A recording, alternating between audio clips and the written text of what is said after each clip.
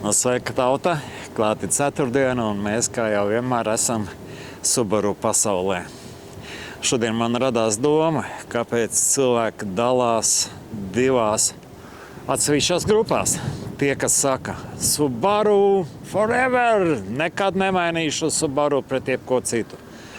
Un otri, kuri saka, o nē, tikai ne Subaru. Es domāju, ar Aināru šodien varētu parunāt servisā, no servisa viedokļa, vai Subaru tiešām katram ir vajadzīgi, vai viņi ir derīgi, un kas par noslēpumu, kāpēc tieši ir tādi, kam vajag Subaru, un ne savādāk. Sākam! Interesanti, kur ir Ainārs? Re, kur ir? Tu jau mašīnā sēdi. Čau, nav laika jānodiagnos dampismu. Nu, es lecu pie tevis. Davai, brauc, parunāsim. Nu, varam braukt. Mēģinam. Man pie viena ir jānotestē mašīnas. Tā mēs daram, saremontējam, izbraucam, patestējam. Varbūt kaut kas vēl nav. Un tā, kamēr ir labi. Jā, forši. Klausies, es nesaskaņotu tēmu ar tevīm sāku ar domu, kad es saprotu, kas ir tie, kas grib Subaru, bet ir arī tie, kas negrib Subaru. Jā, mans personīgi viedoklis radies pa gadiem ir tāds, kad vai nu Subaru iemīl un saka, ka cita mašīna nepirkšu, tikai Subaru un meklē sev pieskaņotu mašīnu. Tur ir daudz nianses. Ar laikiem te viss mainās. Jā. Un tad ir tādi, saka, ka šī tādu es nekad mūžā vairs nenopirkšu. Jo pat cietu, pat tur daudz degvielas, tad tur vēl kaut kas, visādāk mīnus ir, tāpēc nesaskaņota tēma, bet, manuprāt, visu laiku aktuāli. Cilvēki jau diskutē, vienaldzīgo nav. Aha. Gribējās vaicāt tev, vai tiešām ir arī Subaru, kuri ir lūst, kuras var salauzt tik vienkārši, vai kāpēc rodas vēlme negribēt Subaru? Laikam jācitē viens sakāmais, ko daudzi zina, kad labākas mašīnas nav pa darba mašīna. Tā nav jāremontē pašam no savas kabatas.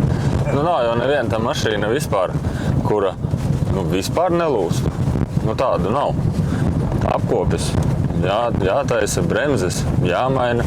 Var nebremzēt, piemēram. Var taču mierīgi braukt un izpaliek kaut kāda remonta arī. Un ir cilvēki, kas brauc neskatoties uz ceļa bedrēm, uz nelīdzenumiem, uz dubļiem, uz vēl kaut ko. Tādi visdrīzāk šo te marku ir ciena un vēlās. Ir tādi, kuriem vienkārši jābrauc no kādas Siguldas, piemēram, privāti mājas uz Rīgu uz centru. Es vēl nezinu, kāpēc viņam tas Subaru vajadzīgs, jo nekur jau uz šosejas tāda apstākļa nav, ka nevarētu vispār izbraukt.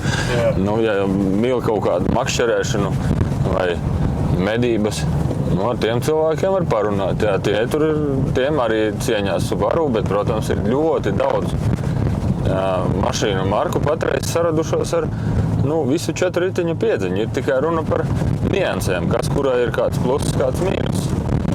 Par tiem jau mēs varam te parunāt par Subaru plusiem, mīnusiem. Mēs tūlīt pabeigsim testiņu. Es te parasti izbraucu pa dažādiem nelīdzeniem ceļiem. Es saprastu, kā viņš uzvedās pa dažādiem ceļiem. Parasti jau braucu ar šīm mašīnām pa, kā tagad, piemēram, Grants ceļš. Es tā laikam te pat apgriezīšos, brauksim, parunāsim tur, kur ir klusāks un mierīgāks. Jā, pats Subaru, kā teikt, čuks to, ka viņš negrib līdzenu un mierīgi, ka viņam tieši patīk pat nemierīgi ceļi. Šī te asociācija Subaru un autosports, tas no 90. gadu beigām, 2000. gadiem, kad bija tie ziedu laiki, un kad arī tiešām tās mašīnas burtiski tika ražotas primāri rallija vajadzībām un tālāk pielāgotas ielai. Piemēram, Impreza un Forester, viņi ir tik vienādi ar to savu uzbūvi, ar ritošo daļu, ar visu, ka tur atšķirība ir baigi maz. To gadu arī visi Legacy, viss bija ar to slaveno piekari, ar kuru Kolins Magrejs lēkāja tramplīnos un tā tālāk. Nu, skaidrs, ka tās top mašīnas jau bija savādāk sagatavotas, bet tepat Latvijas čempionātā vēl kaut kur brauca. Parastas ielas mašīnas ir kaut kāda tikai sporta amortizācija, bet nekas daudz jau netika izmainīts. Tā kā tagad, piemēram, mašīnas.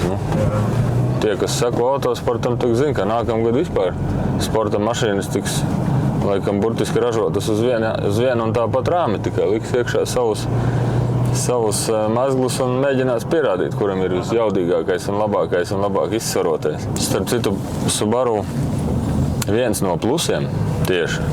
Tas cilvēki, kur varbūt nezina, ka Subaru ir bokser tipa motors.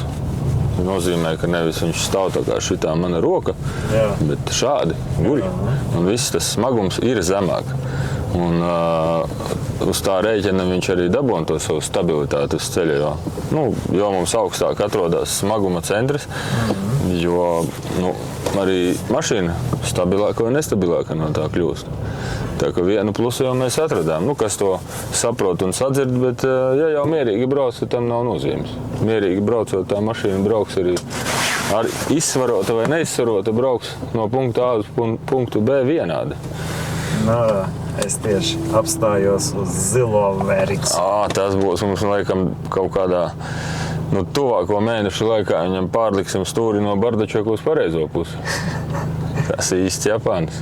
Mēs šeit redzam skaistu plejādu ar dažādiem Subāriem un varam vēlreiz mēģināt saprast, kurš no viņiem ir kam derīgs, ar kuru mazākas problēmas, un noteikti latviešus visus interesē, kas vēl ar remontiem. Redz, man ik pa reizē cilvēki uzdod jautājumu, viņam vai Subaru nav palicis sliktāks, piemēram, tur ar gadiem. Tad es teikšu tādi, mašīna ir gājusi komforta virzienā, tā kā gan ritošā daļa, gan salons, gan viss tas aprīkojums, kas ir mašīnā, bet nav zaudējuši to savu izturību, jo, piemēram, ritošajā daļā kaut kādas bukses, izņemot, protams, stabilizācijas sistēmu, tās pa mūsu superīgajiem ceļiem viņas, jāmaina, tur nav variantu. Bet kopumā daudzas bukses kalpo visu mašīnas mūžu. Es tikai kā meistars cilvēkiem iesaku nomainīsim pret jaunām, jo viņas vienkārši mīkstāk strādās, jo 20 gadi veca vai 10 gadi veca gumija nav, protams, tik mīksta un elastīga, kādai vajadzētu būt. Tā kā ritošā daļa joprojām ir ok, strādā viss. No tādiem vēl atšķirībām starp tām vecajām, labajām, nesalaužamajām mašīnām ir patēriņš, jo kas Subaru pilnpiedziņu vienmēr raksturojās ar to, ka ēd daudz degvielas. Nenormāli. Tie vecie modeļi bija daži, kuri tērēja pat 10, pat 15 litrus, pat bija kam tuvu 20, bet it kā liekas, kāpēc tik maza mašīna varētu tik daudz tērēt. Bet tā bija tāds paradoks.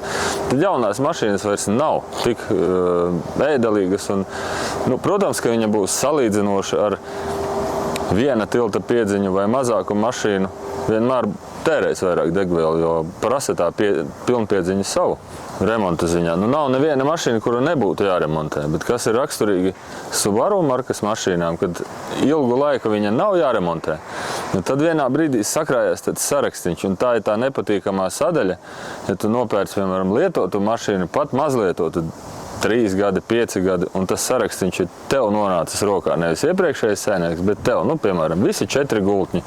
Dārgi, dārgi, bet samaini un brauc. Tā kā pateikt kaut kas tāds, baigi īpaši palicis ļoti slikts.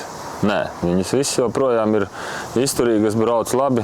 Ir savas nianses, kuras var noskaidrot droši vien pie manis vai kādā citā specializētā servisā, ar ko mēs te cīnāmies, bet kopumā jau nav tā mašīna zaudējusi kvalitāti. Drīzāk tā attieksme cilvēki ir jokaini. Gribās nopirkt mašīnu, kuru vairāk nevajadzēs remontēt, kurā vispār nekas nebūs jāpēc, kur būs lēta, gan rīz vai brauks uz gaisa, un pie tam vēl pat 1000 eiro. Redz, mēs vienā brīdī runājām par tiem, kādiem cilvēkiem tā kā vajadzētu Subaru un vismaz pamēģināt. Un kādiem varbūt tieši otrādi varbūt nemaz nevajadzētu skatīties vienā virzienā. Tie cilvēki, kuri mīl braukt tur, kur acis rāda nosacīt. Ja? Protams, kad nav tās robežas, kuru nevarētu sasniegt, kur varētu nosēsties un tā tālāk. Bet kopumā tur ir normāli pa mežu izbraukt, pa grants ceļiem, pa dubļiem, pa sniegiem. Bet ja viss šis tev neinteresē, tu vienkārši brauc uz darbu mājās, nu, tad baigi jau nevajag viņu. Ja? Ja ir nepieciešama lēta mašīna, negribās par viņu baigi rūpēties, tad uz Subaru nemaz varbūt nevajadzētu skatīties, jo Subaru prasa gan labu servisu. Nu, tas nenozīmē tikai servisa apstākļus vai tieši mūsu servisu, piemēram, bet vienkārši labs servis nozīmē laicīgas apkopes, mainīt visu, kas ir paredzēts mainīt. To, ko vajag mainīt un pa kādiem intervāliem. Arī mēs varam ieteikt, to var arī galu galā ievadot kaut kādā Google vai ChatGPT noskaidrot. Nu, vismaz vidējais aritmētikas, cik daudz viņai jādara. Noskaidrot to detaļu cenas un tā tālāk, tu sapratīsiet, vai šī mašīna dara vai nedara. Bet ja nav jābrauc pa baigajiem bezceļiem, noteikti var iet garām tai mašīnai. Un ko, parunājam par kaut kādiem dažiem modeļiem, tā virspusēji, un varbūt kādreiz arī uztaisam kādu apskatu, dziļāk ieliem. Nu, ja sākam ar tiem diviem. Jā, nu, pasies, tie jau ir vieni no pēdējiem kulta modeļiem Subaru, ja, jo tas ir abas divas Imprezas STI. Laikam jāsaka, ka manas paaudzes un mazliet jaunākiem cilvēkiem tie vēl svaigi atmiņās, kā tādas mašīnas kārtīgi mauca pa trasēm. Nu, tagad vairs tik lielas mašīnas vairs rallija trasēs, laikam vairs nav konkurētspējīgas, bet kaifs ar viņām braukt ir liels. Un tiem, kam interesē aizbraukt kādreiz uz trasi, vai ziema vai vasara, viņa pa jebkuru trasi dod kaifu. Un, tad šos modeļus var noteikti izvēlēties, bet vai tā ir ikdienas mašīna? Nu, man patīk ikdienā ar viņu dažreiz pabraukt, bet lai es mēnesi vai divus no vietas vienkārši katru dienu kratītos viņā? Nē.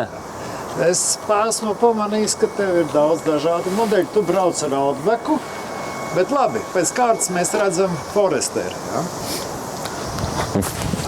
Foresters, laikam, jāsaka tā, ka viss no Subaru saimes ir ne tas spilgtākais modelis, bet tas, ko visvairāk cilvēki mīl. Viņš ir kompakts, nav pārāk liels, ļoti labi brauc, pietiekami augsts klierens, lai visur, kur var izložņāt. Salona ietilpība ir pietiekama, ja tev nevajag vest 4 cilvēkus ar čemodāniem. Nu, tāds tiešām universāla mašīna. Jā, man paveicās, mans pirmais Subaru bija Forester tieši turbo. Jā, nu turbo jau sasaucās mazliet ar šitiem. Viņš ir mazliet mazjaudīgāks, bet nav sliktāks. Jā. Labi, plusi mīnusi ir uz sitiena kaut kādi. Es domāju, ka mēs plusus mīnusus tiešām varam uztaisīt, cilvēki tur prasīs. Varam, paņemt atsevišķu kaut kādu Outbacku vai tādu Foresteru dažādus gadus un salīdzināt plusus, mīnusus. Un varbūt pat zinājus kaut kādus salīdzināt, kurš tad ok, vai kuru varbūt izvērtēt, vai vajag vai nevajag, ieskaitot to pašu slaveno dīzeļu motoru. Arī ar tādiem cilvēki brauc un viss ir kārtībā, tikai arī tur ir jāievēro daudz kas. Jā. Te stāv Outbacks, spriežot pēc haubes, tieši dīzels, jā? Jā. Outbacks tas ir mana favorīta mašīna ikdienā, jo man ir 3 bērni, suns. Patīk visur, kur braukt. Šitas ir tā, ka viņš gan ietilpības ziņā, gan braukšanai uz ceļa laikam ir, manuprāt, vislabākais, kas var būt, jo gan tā gaita ir laba, gan iedomājies 5 cilvēki, mēs varam normāli sasēsties, neviens nečīkst, kad ir pa maz vietas. Un bagažniekā ir, it kā liekas tas lodziņš mazs, bet ietilpība ir liela. Jā. Ja beņķis nolaiž šeit, tad vispār brīvi gulēt. Interesanta mašīna. Es arī vienreiz nejauši sanāca aizbraucot, kad galā nebija viesnīca. Kaut kas ar rezervāciju nojuka. Normāli izgulējies, viss kārtībā. Jā, te stāvu es jau atpazīstu. Arī vecais auto. Tas ir vecais, bet tas arī ir kulta modelis. Tad ar 3-litrīgo motoru. Tāda ir vairs nav plejādē. Beidzamie bija šī virsbūve ar 3.6, šitie bija ar trīniekiem. Es domāju, ka pārsvarā cilvēki, kam ir bijuši trīnieki, var viņiem paprasīt. Visi teiks tikai labas atsauksmes. Dinamika laba, tā pati lielā ietilpība, viss ir baigi ok. Protams, mīnus degvielas patēriņš. Bet, ja gribi labi braukt, par to jāmaksā. Tad jautājums ir tāds, ja mēs tā īsi, kādi ir plusi Subariem un kādi varētu būt mīnusi? Nu, plusi ir tā pati pilnpiedziņas sistēma AVD, kas ir visu laiku riteņi tiek piedzīti. Tas nozīmē, ka jebkādi apstākļi uz ceļa pēkšņi, tur akvaplanēšana, slidens ceļš vai kas, piedziņa strādā uzreiz, viņai nekas nav jāgaida. Pluss noteikti ir, tad, ja jūs gribat braukt ar to mašīnu gan uz laukiem, nu ne tikai uz laukiem, droši vien kaut kur dziļāk, gan arī uz pilsētu, jums nav vajadzīgas divas mašīnas. Vienu tā turēšu pie mājas braukšanai uz mežu, otru braukšu uz pilsētu. Nu, tas ir divas mašīnas noteikti, divi izdevumi gan par nodokļiem, gan par visu. Nu, mīnusi galvenokārt ir, ja skatāmies no degvielas patēriņa, tad noteikti būs lielāks nekā viena tilta piedziņai vai varbūt arī pat pilnpiedziņai, bet konkurenti, kas ir. Bieži vien tas ir varbūt neliela atšķirība, litrs 2, bet tomēr ir lielāks. Mīnusi noteikti ir, ar ko jārēķinās, ir apkopes, nevis dārgas apkopes, bet Subaru mīl, kad viņu apkopa. Nu, vēl pie mīnusiem droši vien tāpat kā visus Japāņus var pieskaitīt, bet nu jau visi ir pievilkušies pie tā paša rūsa. Ja? Nu, mūsdienās laikam vairs nav neviena mašīna, bet vecākā gada gājuma mašīnas bija Japāņi vairāk rūsē. Tā kā, tādi ir tie plusi mīnusi. Katrs atkal var izvēlēties, vai viņam vajag to Subaru vai nevajag, ne?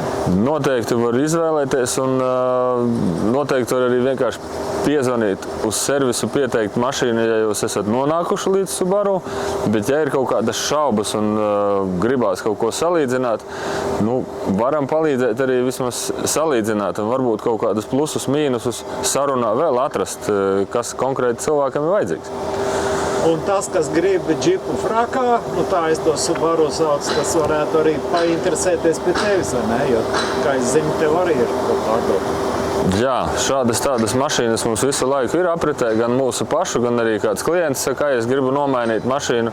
Informācija ir tā kā, ja ir vēlme, gribu Subaru un varbūt jau ir kāds no šādiem te modeļiem padomā, vienkārši saka, gribu, nezinu, piemēram, Subaru XV, ja, vai jums ir zināms, kur kāds labs auto, jo bieži vien jau ir svarīga auto vēsture, lai viņš būtu labs, un tieši otrādi, ja tā vēsture ir nezināma un mašīna varbūt nolaista tikpat labi pilns ar plusiem, bet ir viens liels mīnus, tūlīt jāsāk kārtīgi remontēt. Jā, paldies tev, Ainār! Tie, kam ir Subaru, tie saprot mani, un šo te video sižetu, kam nav Subaru, tiem ir laiks aizdomāties. Jā. Vajag.